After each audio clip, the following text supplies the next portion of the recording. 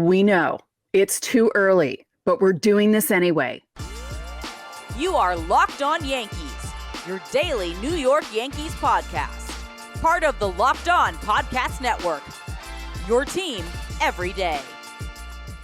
Welcome to Locked On Yankees, which is part of the Locked On Podcast Network, your team every day. And thank you for making us your first listen. I'm Stacey Gotsoulias alongside my producer, Steve Granado. Steve, let's tell everyone what we got today. Oh, you're so fancy and special. You got this cute little interview the other day on our Locked On channel, which is, by the way, linked. We're going to talk about that in our last segment today. Orioles preview. We got a 3-game set in Baltimore, first roadie of the year. But of course, we got to talk about hot, cold, and heating up. It's a new series, so new hot, cold, and heating up coming your way. But first, Stacey, our way too early grades. So here's the thing. We're dealing with a rain out. Yeah. Yankees rained out on Thursday. So we figured we'd take this opportunity. Rain out. I know, I'm watching you. We figured we would take this opportunity to immediately reflect on the week that was opening week. Stacey, we're going to hand out some grades. I have grades. You have grades. We have not predispositioned these. We have not thought of these beforehand. We're going to fly off the seat of our pants, off the cuff. We have 4 categories. You're going to give a grade. I'm going to give a grade. And we're just going to go from there and see how it works. We're going to kind of talk our way through it. So let's start, Stacey. Our way too early grades. Cue the music. There's no music. Stacey, what is your grade for the Yankees' first week in starting pitching? I am going to say B+. Oh. And I'm going to say this because Garrett Cole and Nestor Cortez and Johnny Brito have skewed it a bit. And Clark Schmidt and Domingo Germán kind of brought it down a bit. Could be closer to an A-, but I feel like B+ is the correct grade to give here. So here's my question. So are we in the territory of going, hey, Teach, is there like an extra assignment I can do to get me that A-? Like yes. We're at like 89.4. Right. You're like right. Okay. It's right below where it would round up to an A-. Okay. Mm-hmm. Okay. I think this is where the Yankees, maybe I don't know about surprising. Maybe surprising to some people. This is where they've been the strongest. Yeah. I'm not gonna be as go lucky as you. I'm not going for extra credit here, but I'm gonna give it like an 86.6. I'm gonna say a solid, like straight up B. Like we are at B level, and there's like we could fail a test and we're okay. Right. Bullpen. Where do you stand on the bullpen? Now we've talked about this a lot. There is no left-handed relievers, which, by the way, Locked On Yankees viewers say that with a resounding yes, the Yankees need to add a left-handed reliever. Last I checked, we put a poll out, and of course, hit subscribe. You can always be a part of our polls here on Locked On Yankees on the YouTube side. Last I checked, it was at like 76% of Locked On Yankees viewers say the Yankees need to add a left-handed reliever. Does that factor into your grade? I don't know. I think I'm just going by how they've performed so far. Okay. And I feel like Saturday's game against the Giants is the one that skews it a bit because it wasn't a great performance for the bullpen. But I feel like right now it's a solid B for me. Wow. Okay. I think I'm there too. But I think I'm not as gung-ho as starting. I'm going to raise my starting to an 87.1. And I'm going to put my bullpen at an 82.5. So like in theory, you round that bad boy up. Yeah. But I think the lack of a second left-handed option, which we've talked about already ad nauseum. Yes. And by the way, again, Matt Crook is in the Rail Riders bullpen. Just keep an eye on that. Johnny Brito said to go on Friday, so he's not getting called up. But yeah, I think they still need to add that lefty, and I still think there is something to be done there soon. Just keep an eye on that. But yeah, I'll give it like a B. Yeah. What did I say? 83. Yeah, whatever. about an 83. 83. Yeah, something like that. Stacey, our next category, defense. Where do you think they're at defensively? There haven't been many miscues. There was the Volpe miscue That's really the only one of consequence that's Really? coming to mind. Yeah. Yeah, they've been pretty solid. I know a ball got by IKF the first time he made a dive in the outfield, but it's one of the first times he's playing in the outfield, so I'm not really going to penalize him for that because it would be like me playing center field. Yeah, no, I think the defense has been pretty good. I would say B plus. I would say B plus. Yeah. Wow. Okay. Yeah. Okay. I think I'm gonna hand out my first A and maybe my only A. Maybe. I don't know. Again, we didn't think of these before. We wanted to fly off the seat here. Yeah. I'm gonna give it an A minus Hmm. because there hasn't been anything that's. I mean, there was that nice tag by Volpe the other night. Yeah, that was second. Yeah, and there was also the IKF play when he came in for Donaldson after he hurt himself. Yep. And prevented that run scoring against Philly. Garrett Cole picked somebody off. Yeah, that's true. You know what? I'm raising it up to A minus. The Nestor backup at home. You know what? Screw the A minus. I'm going A. I think everything's been going really well defensively. Yeah, I think so too. Now that I'm thinking about it, yeah, the Franchi play, that was pretty funny because he's not used to playing at Yankee Stadium. But that ball did take a perfect bounce, but it took a good throw for him to get the guy at second. So that was, yeah. You know what? I'm gonna say a very high A minus. Okay, I'm gonna go 94. Yeah, I'm at like a 92. Okay. Yeah. I think I'm solid A territory. Solid A territory. I mean, there's not much else I could ask for. Right. There hasn't been a play that's like ruined the day. You know what I mean? Like so far. Yeah. So everything way too early grades. Way too early grades. And our last category here, Stacey, offense. Where is your grade offensively? They've had a couple outbursts. They're up there in home runs amongst the top home run hitters in the league, at least as a team. Everything else like average is kind of middle of the pack. We did this the other day on Locked On Yankees, but your grade for offense. Yeah, I feel like there are a couple of guys skewing it higher than it should be because it sometimes feels like there's a big black hole there for 4 batters in the lineup, B. Like a middle of the road B, like an 85.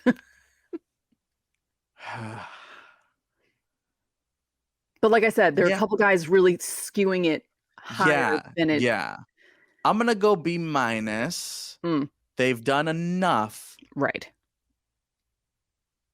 Yeah, I'm going to go like 81.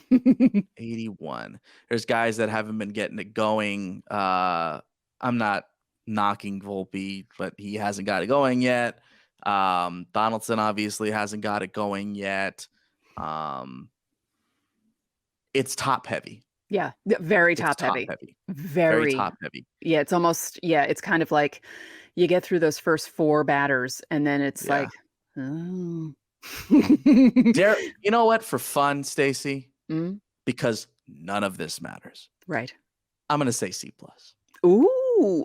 Because we got to hand out a bad grade somewhere. That's true, because the majority of the lineup isn't really doing anything. Yeah. So I'm going to go C+. C+. I think I might change mine to a B minus. I'm still giving them a B minus, but it's a very low B minus, like an 80.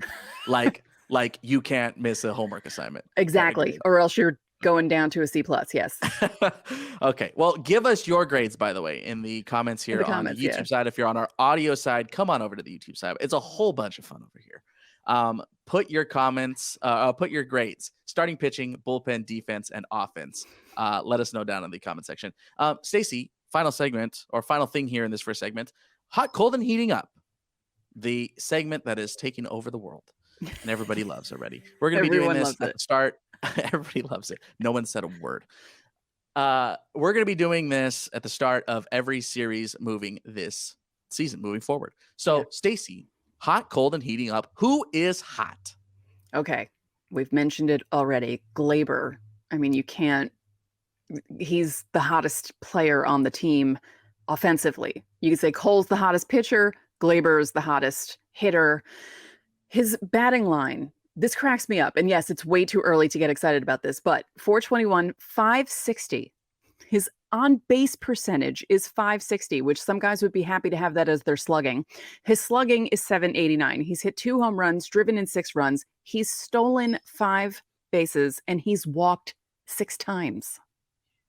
It's a good start. Yeah. It's a great start. You can't be mad at Glaber. No. We also obviously have Aaron Judge in this. 348, 423, 609, a couple of bombs, 4 ribbies. He has struck out 10 times, though, so he is on the cusp of heating up. Yes. He is right there with those strikeouts. Yes, is hot. And of course, you already mentioned Garrett Cole. We had a whole episode on him yesterday. Garrett Cole, 12 1/3, 1 earned run, and he wasn't even on the mound for it. He has struck out 19 batters, which at the time, at the end of his outing, he was second in the league. Was that right? Second I in the believe league? so. Yeah. 2-0 record if you care about that kind of thing. The Yankees are 2-0 when he plays. That's how I like to talk about it, by the way. Right. Yeah. I Yeah. don't care about his personal record. I care about how do the Yankees do when he starts, and the Yankees are 2-0. Stacey, who's cold? Okay. You already This is gonna mentioned hurt. him. Yeah, it's going to hurt some people. But Volpe, 176, 333, 176, because he's not slugging the ball. The 333 is great. The on base percentage is great. And you like to see that because he's walked 4 times. And for a kid that young, just starting out in the majors, facing these guys that he's never seen before, he's doing a pretty good job there. And he has stolen 3 bases and has not gotten caught yet. Well, So there you there's go. positives to his performance, but the hitting, he just needs to, just needs to get into a groove. He's gotta He get has there. a couple of Yeah. hits. He has 3 hits, but All singles. yeah. Our other cold is Josh Donaldson, who by the way, taping of this, we don't have an update on his injury status. Currently, he left the game on Tuesday with an apparent leg injury. 125, 176, 313. He has gone deep once, 2 hits. Yeah. For Josh Donaldson, he has struck out 6 times and only 1 walk drawn. Stacey, finally, who is heating up? Jose Trevino is heating up. I'm happy about this. He hit the home run the other night. He's batting 308, 308, 538. He has 4 hits. He's driven in 3 runs. And, he was part of that black hole in the lineup, and he's starting to wake up. And I mean, if he starts to do something, it'll pick the offense up. So the next time we grade them, it'll be higher. There you go. You got Anthony Rizzo here. He was heating up towards the end of spring as well. So that continues on this trend. 313, getting on base nearly half the time, slugging 563, driven in a couple. He's only struck out 3 times, which is encouraging to see. And then, if I may, Stacey. Yes. Here on the Jimmy Cordero Fan Show. Jimmy Cordero's heating up, baby. 3 appearances, 2 innings of work, 1 hit batter, 1 hit, no runs, 4 strikeouts. I'm going to get t-shirts made that say Jimmy Cordero for closer. Cordero 2024.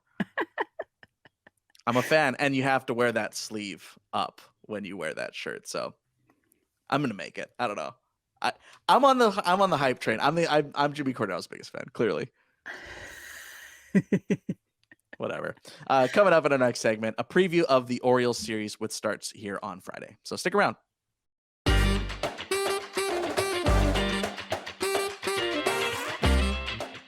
We have a new sponsor. It's called So Rare. So Rare is a revolutionary fantasy baseball game and marketplace, transforming fans into owners with officially licensed digital cards featuring players from all 30 Major League Baseball teams. Unlike other fantasy baseball platforms, So Rare managers own their fantasy experience, collecting, buying, selling, and competing with player cards against opponents to win rewards. Win or lose, you still own your cards, and there's no cost to play. Now, the game weeks happen twice weekly, and they span a 3 to 4 day cycle. At the end of the week, managers who rank at or near the top of their leaderboards win a variety of rewards, and the prizes may vary. Head to sorare.com/lockedon, that's spelled SORARE.com, to draft your team of free player cards, set your lineup, and start competing today to win rewards. Again, that's sorare.com/lockedon. Start playing today.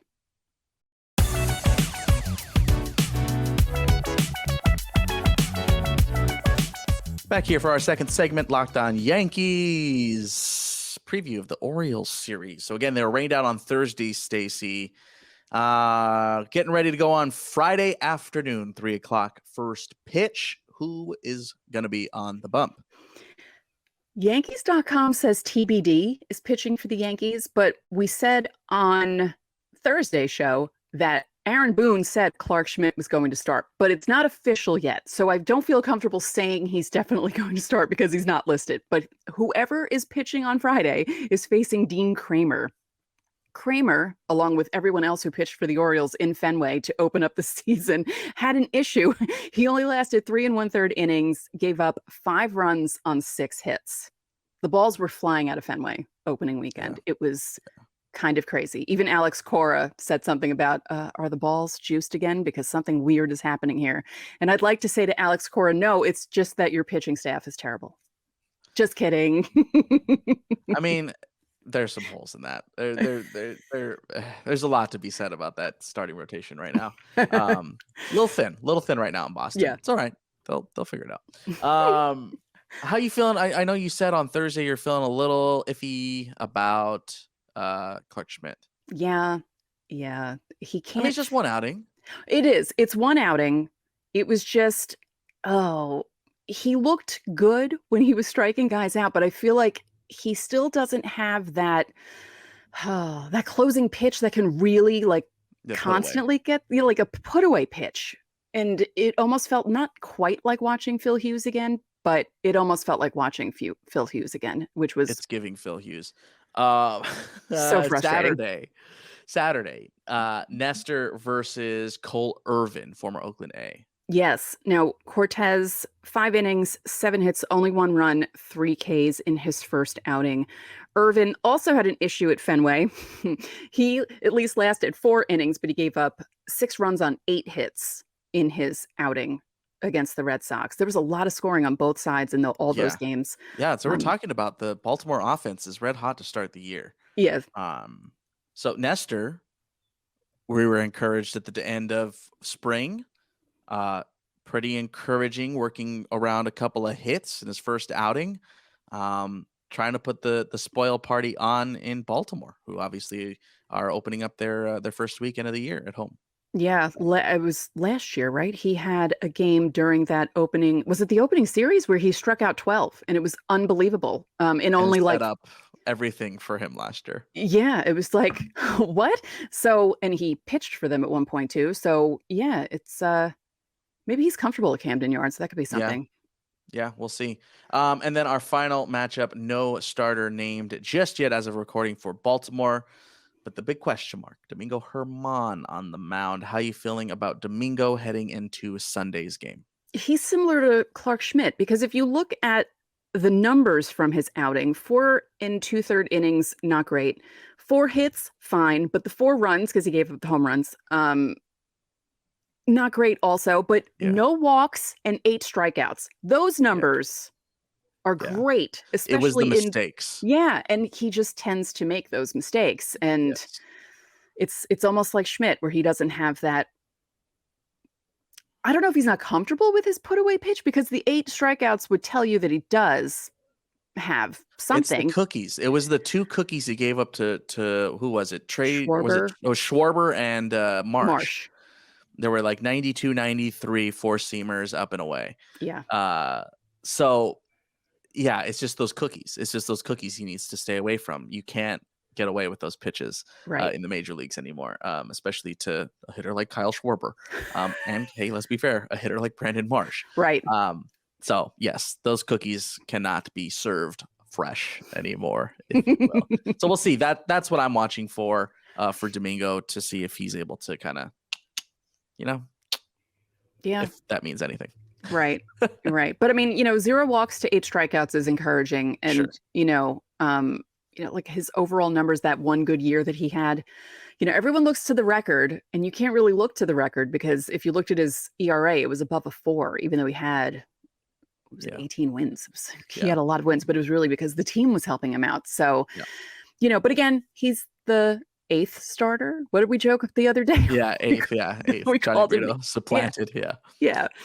Again, Johnny Brito pitches tonight. If you're watching this when this comes out, Friday night, he will pitch for the Rail Riders. His Rail Riders debut this year, of course, after pitching in the bigs. When we come back, Stacey, you're the star of the show. Oh dear. You had a big old interview. We want to talk about that, and of course, it'll be linked in the episode description. But we'll talk about that when we come back for our final segment of the week.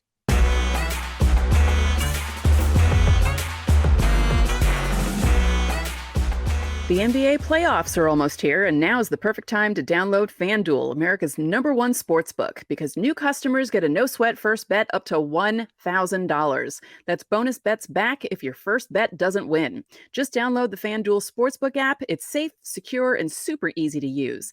Then you can bet on everything from the money line to point scorers and threes drained. Plus, FanDuel even lets you combine your bets for a chance at a bigger payout with a same-game parlay. So don't miss the chance to get your no-sweat first bet up to $1,000 in bonus bets when you go to FanDuel.com/lockedon. That's FanDuel.com/lockedon to learn more. Make every moment more with FanDuel, an official sports betting partner of the NBA.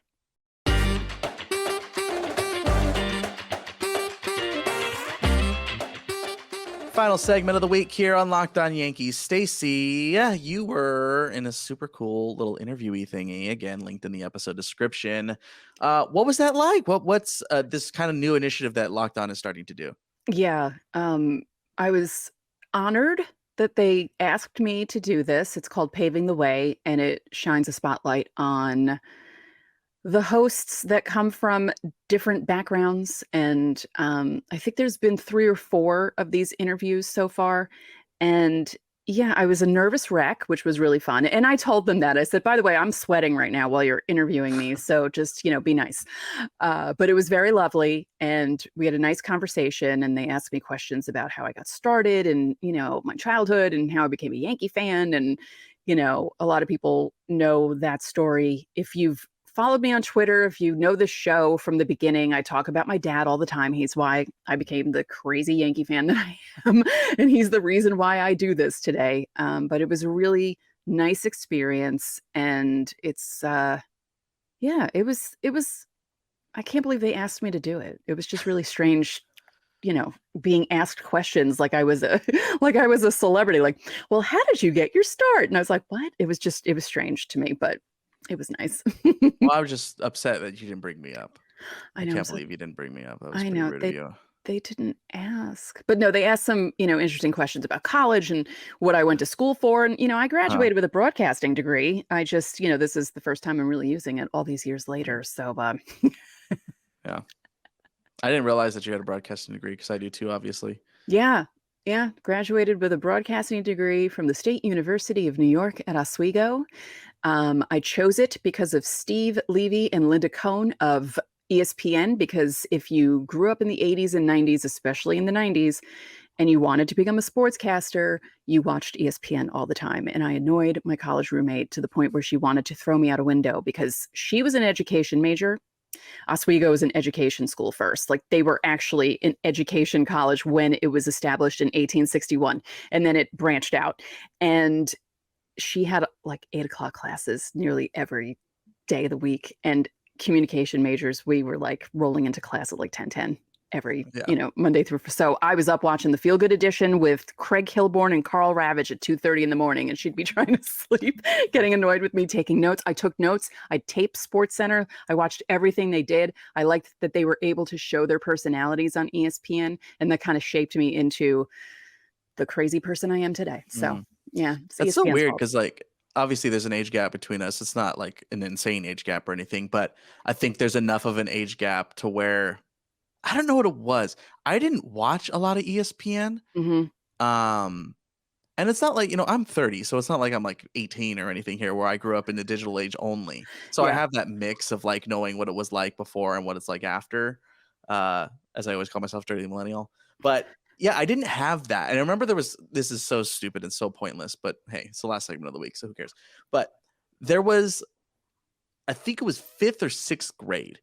We filled out this thing that was like, what's your favorite everything? Like, what's your favorite food? And like, whatever, some dumb thing at the beginning of the school year.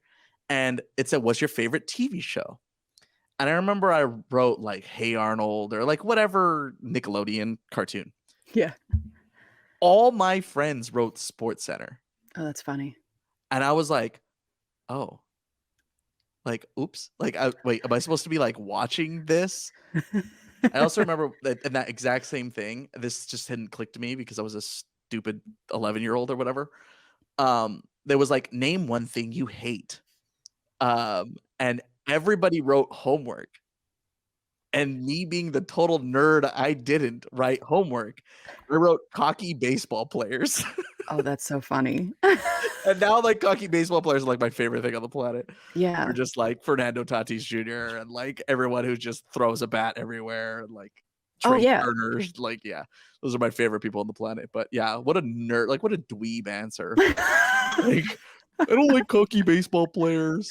Everyone's like, homework, you loser. I was like, oh, oops. I mean, yeah, I hate homework. I don't do it all the time.